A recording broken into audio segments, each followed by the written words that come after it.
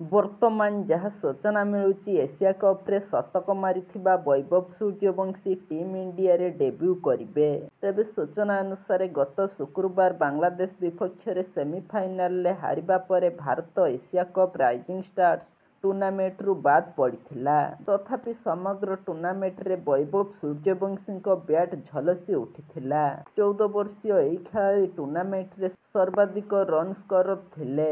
ମାତ୍ର 4ଟି ମ୍ୟାଚରେ 59.75 ହାରରେ 239 ରନ୍ କରିଥିଲେ।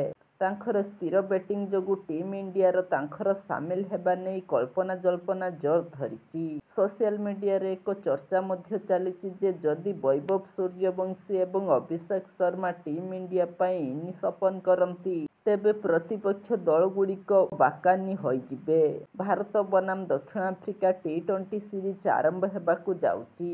ଦକ୍ଷିଣ ଆଫ୍ରିକା ବିପକ୍ଷରେ ଟି-20 ସିରିଜରେ ବୈଭବଙ୍କୁ ସୁଯୋଗ ଦିଆଯିବା ପାଇଁ ମଧ୍ୟ ଦାବି ବଢୁଛି।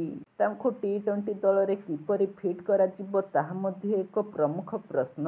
ନିଶ୍ଚିତ ଭାବରେ ବୈଭବ ସୂର୍ଯ୍ୟବଂଶୀ ଅସାଧାରଣ ଭାବରେ ଭଲ ବ୍ୟାଟିଂ କରୁଛନ୍ତି ଏବଂ ନିଜକୁ ଜଣେ ବିସ୍ଫୋରକ ପ୍ରାରମ୍ଭିକ ବ୍ୟାଟ୍ସମ୍ୟାନ୍ ଭାବରେ ପ୍ରତିଷ୍ଠିତ କରିଛନ୍ତି।